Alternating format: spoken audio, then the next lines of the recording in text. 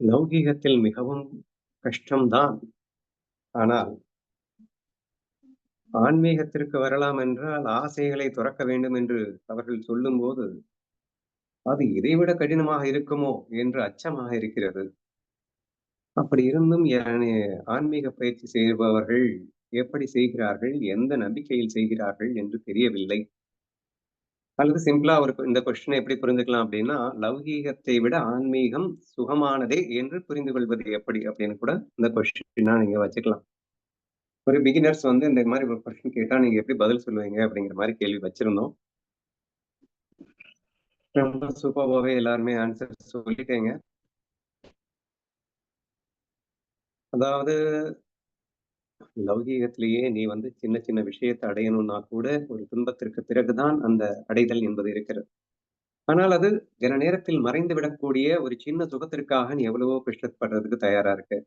ஆனால் இந்த ஆன்மீகம் என்பது கன நேரத்தில் மறையக்கூடிய சுகத்தை அடைவதற்காக அல்ல.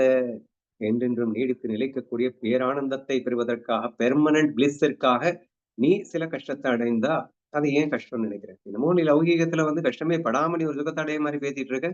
அந்த மாதிரி ஆன்மீகத்திலையும் சில பயிற்சிகள் உனக்கு கடினமாக இருந்தாலும் கூட அது கொடுக்கக்கூடிய அந்த பலன் என்பது மிகப்பெரிய அளவாக இருக்கும்போது இது உனக்கு பெரிய விஷயமா எடுத்துக்கொள்ள வேண்டிய அவசியம் இல்லை. ஏதோ ஒரு விஷயத்த ஷேர் பண்ணியிருந்தீங்க.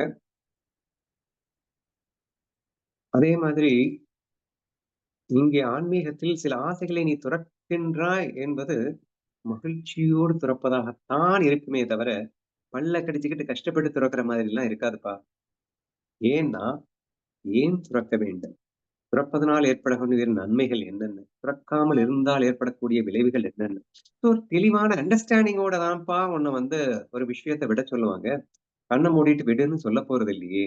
So when you completely understand certain things அப்படின்னு சொன்னா, ஆட்டோமேட்டிக்கா உனக்கு அத பயிற்சியே கூட சுகமாகத்தானே இருக்கும் என்ற அடிப்படையில் நீ சிந்தித்து பார்க்கலாமே அப்படின்னு இன்னொரு பாயிண்ட்டையும் சொல்லியிருந்தீங்க. அடுத்து வாழ்க்கையில அந்த லௌகீக வாழ்க்கை அப்படிங்கிறதுல நீ என்னமோ சுகம்னு நினைச்சிட்டு இருக்க. அதாவது என்ன போட்டு வச்சிருக்க அப்படின்னா, இப்படி இப்படி கிடைச்சா விருப்பு, வெறுப்பு அப்படின்னு 2 விஷயம் வரும் லௌகீகத்துல. விரும்பியது கிடைத்தால் சுகம், விரும்பியது கிடைக்காவிட்டா துக்கம். அல்லது வெறுத்தது கிடைச்சா சுகம், வெறுத்தது கிடைக்காம போனா சுகம். சோ இந்த மாதிரி ஒரு விஷயத்த நீங்க வச்சுக்கிட்டு நீங்க வாழ்ந்துட்டு இருக்கீங்க. இத லௌகீக வாழ்க்கைன்னு வேற சொல்லிக்கிறீங்க. ஏண்டாப்பா அந்த லௌகீக வாழ்க்கையில நீ நினைக்கிற மாரி, நீ நினைச்சது கிடைச்சா கூட பெரிசா சுகம் இருக்காது. நீ நினைச்சது கிடைக்கலன்னா பெரிய துக்கம். கிடைச்சது கிடைச்சா கூட நினைச்சது கிடைச்சா கூட ஒரு லிமிட்டட் சுகம் தான் கிடைக்கும். ஏன்னா, அது எங்க என் கைவிட்டு போயிடுமோ, நிரந்தரமா நீடிக்கும். ஏன்னா எதுவுமே உன் கையில இல்ல. நீ சூழல நம்பியே வாழணும்னு முடிவு பண்ணிட்டு வாழ்ந்துறவன் இந்த லௌகீக வாழ்க்கை. அதனால நீ நினைக்கிற மாரி லௌகீகம் தான்டா துக்கம். ஆனா ஆன்மீகம்ன்றது என்ன தெரியுமா? நீ என்ன இவ்வளவு பெரிய தப்பா புரிஞ்சுகிட்ட? நீ விரும்பியது கிடைத்தால், விரும்பியது கிடைக்காவிட்டால் அப்படின்னு கண்டிஷன் போடுறீல்ல, அந்த கண்டிஷனையே உடைச்சிருவோம்டா நாங்க.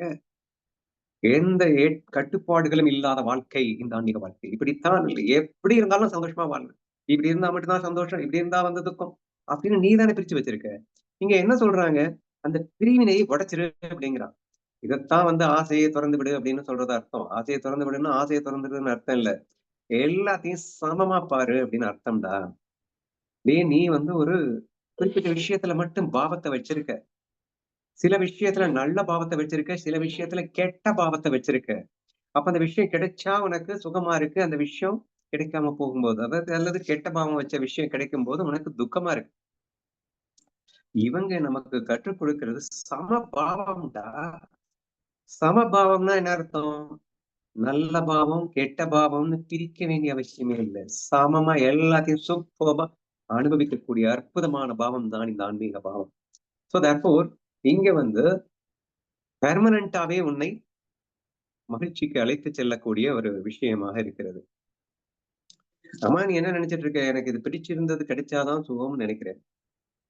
பிடிச்சது கிடைக்கிறதுன்னு நினைக்கிறது யாரு? நீதானே. அப்ப you are the deciding that இது எனக்கு பிடிக்கும், பிடிக்காதுன்னு ஃபிக்ஸ் பண்றது நீதானே. எல்லாத்தையும் பிடிக்கும்னு ஃபிக்ஸ் பண்ணிட்டு சந்தோஷமா இருடான்னு சொல்லிக் குடுக்கிறது ஆன்மீகம்டா. It's a slight change in the understanding, a slight tuning in the mindset டா. Nothing you are going to change anything in this world. இந்த உலகத்த மாத்தாத. உன் மைண்ட்ல இருக்கக்கூடிய டியூனிங்க லைட்டா மாத்து. உலகமே உன் காலடியில கிடைக்கும்டா. ஏன்னா சந்தோஷம் உன் காலடிக்கு வந்துரும். அந்த மாதிரி ஒரு சிம்பிள் டெக்னிக் தான் இந்த ஆன்மீகமே தவிர, நீ நினைக்கிற மாதிரி ஒரு கடினமான விஷயம், கஷ்டமான விஷயம் எல்லாம் கிடையாது. ஆக்சுவலா லௌகீகம் தான்டா கஷ்டம். இது ஏன் நீ புரிஞ்சுக்க மாட்டேங்கிற? அப்படின்றத நம்ம சொல்லி புரிய வைக்கலாம். இன்ஃபாக்ட் இன்னைக்கு என்னோட ஃப்ரெண்ட் ஒருத்தர் பேசினாருன்னு சொன்னேன் இல்லையா? பேசும்போது அவரு பாவம் ஒரு ஒரு கல்யாணம் கட்டிக்கிட்டு 2 குழந்தைங்கள பெத்துக்கிட்டு வாழ்ந்துட்டு இருக்காரு. சரியா? இதெல்லாம் மெயின்டெயின் பண்றத அவர் சுகமா எடுத்து பண்ணியிருந்தா பரவால்ல. நீ கல்யாணம் கட்டிக்கிட்ட, குழந்தைகள பெத்துக்கிட்ட, சந்தோஷமா வாழ்றியான்னா, ஏதோ கொஞ்ச நேரம் அப்பப்போ சந்தோஷமா வாழ்றேன் அப்படிங்கிற. சரியா?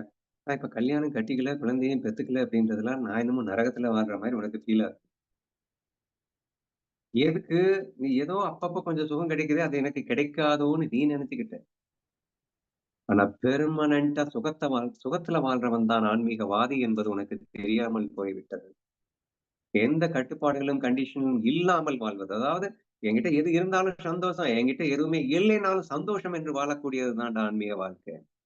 வச்சுக்கிட்டு வாழணும் அப்படின்றது இல்ல. அன்கண்டிஷனலாக நான் வாழ முடியும். சுதந்திரமானது ஆன்மீகம். ஏனென்றால் எதையும் நம்பி வாழ்றதில்ல. நீ அத நம்பி, இத நம்பி, இத நம்பி உன் சந்தோஷத்த வந்து பிச்சை எடுத்துட்டு இருக்க. ஆனா இங்க எதையுமே நம்பாம நான் எதுவுமே இல்லனாலும் சந்தோஷமா வாழணும். அப்படின்னு ஒரு விஷயம் தான் இந்த ஆன்மீகம். அப்போ இதுக்கு வந்து கஷ்டமா? என்ன கஷ்டம்? பயிற்சி கஷ்டம்னு சொன்னீங்களே. பயிற்சிக்கு முடிவு நல்லா இருக்கும்னு சொன்னீங்களே. பயிற்சியும் புரிதல் இல்லாம பண்ணா தானே கஷ்டம். பயிற்சிய அழகா புரிஞ்சுகிட்டு பண்ணா உனக்கு என்ன கஷ்டம்?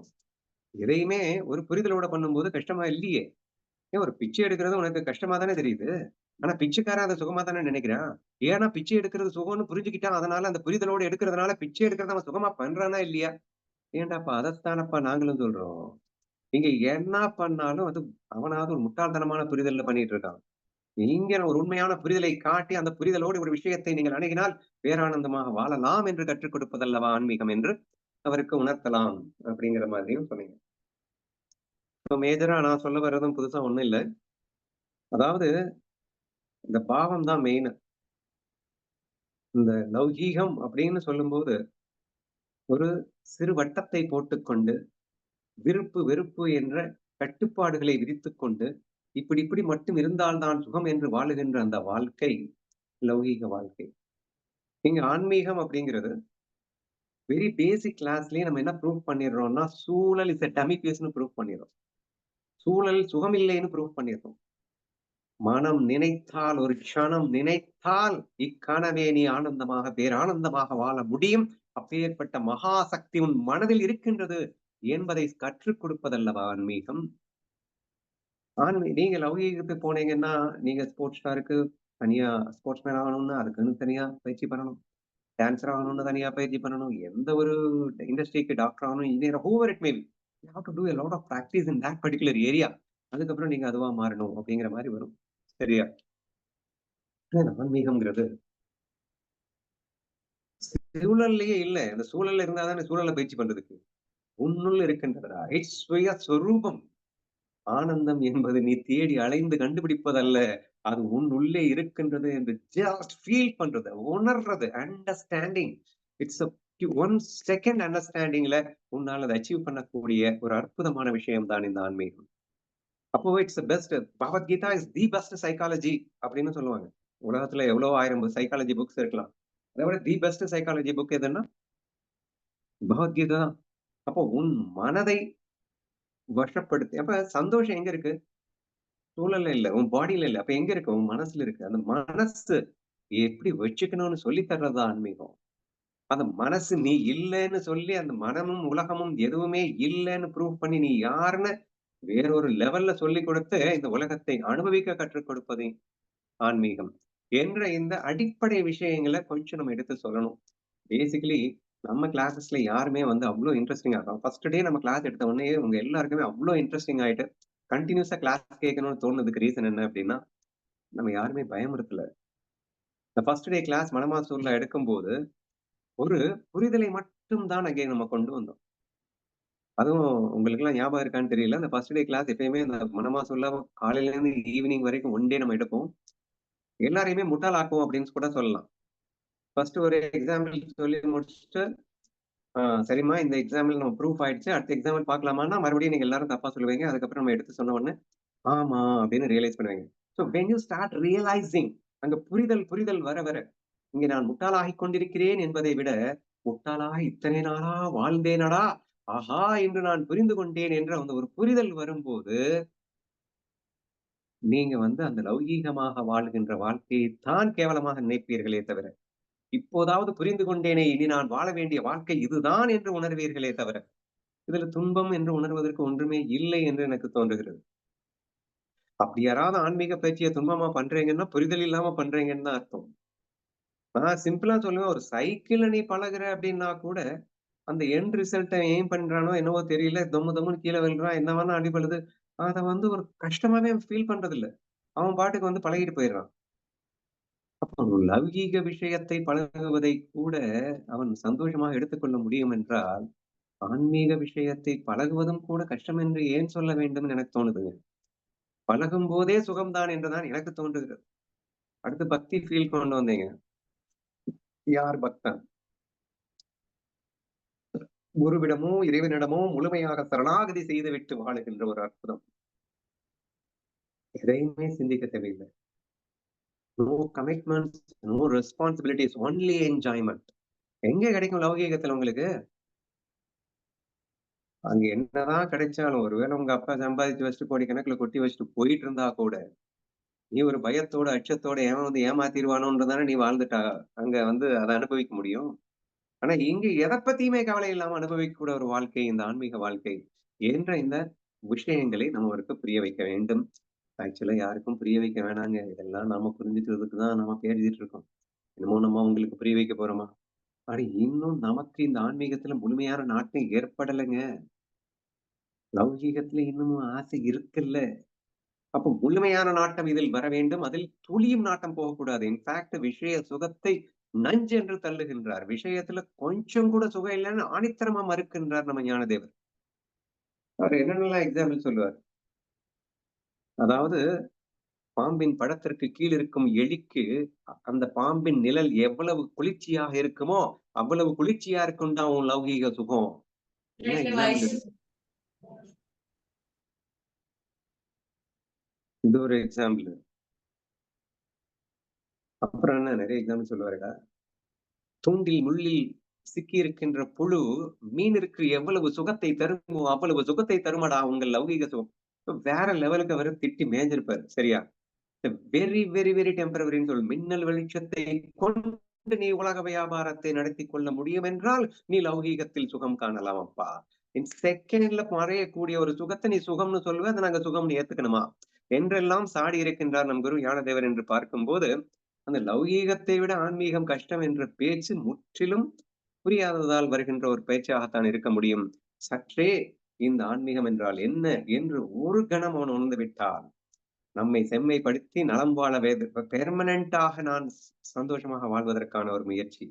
இன்ஃபாக்ட் நீங்க பெரிய ஞானியாகி ஆத்மாவாகி இறைவனாகணும்னு கூட அவசியம் இல்லங்க.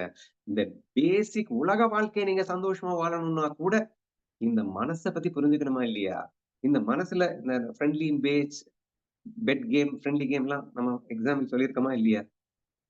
லௌகீகமா கேமே ஆடுங்க. பட் ஒரு அண்டர்ஸ்டாண்டிங் வேணும்ல. ஒரு லவ் வேணும்ல. ஆப்போனன்ட் டீம்ல நீ லவ் பண்ணி வித் லவ்வோட ஒரு கேம் ஆடும்போது தானங்க கேம் சுவாரஸ்யமா இருக்கும். இந்த உலக வாழ்க்கையில் நீங்கள் சந்தோஷமாக வாழ வேண்டும் என்றால், அதாவது நான் சொல்றது உலக வாழ்க்கையிலேயே சந்தோஷம். எப்போ அடைய முடியும்னா, அன்பு என்ற அந்த அஸ்திவாரத்தால் தானே அடைய முடியும். அதை கற்றுக் கொடுப்பதல்லவா ஆன்மீகம். இறைவனாகவே மாறி இறைவனின் சுகத்தை அனுபவிப்பது, அதெல்லாம் கூட புரியலன்னா விடுங்களேன். பேசிக்கலி உலக வாழ்க்கையை சுகத்தை நீ அனுபவிக்க வேண்டும் என்றாலும் கூட, அடிப்படை ஆன்மீகத்தை தெரியாமல் உன்னால் எந்த சுகத்தையும் அனுபவிக்க முடியாது என்பது மிக ஆழமான உண்மை என்பதை புரிந்து கொள்ளுங்கள். ஸோ வே ஆஃப் லைஃப் பகவத்கீதைன்றது ஒரு கேட்டலாக் மாதிரி. வாழ்க்கைய நீ எப்படி வாழணும்னு கத்துக் கொடுக்கக்கூடிய ஒரு விஷயம். நீ எந்த சுகத்த அனுபவிக்கணும்னாலும் சரி, அது லௌகீகமோ, ஆன்மீகமோ, கண்டிப்பாக கீதையின் படி நீ வாழ்ந்தால் மட்டுமே அதை சாதிக்க முடியும் என்பதை ஒருவன் புரிந்து கொள்ள வேண்டும். ஆதலால் இந்த லௌகீகத்தை விட எங்கே ஆன்மீகம் கடினமாக இருக்குமோ என்பது முற்றிலும் தவறானது என்பதே எனது பதில்.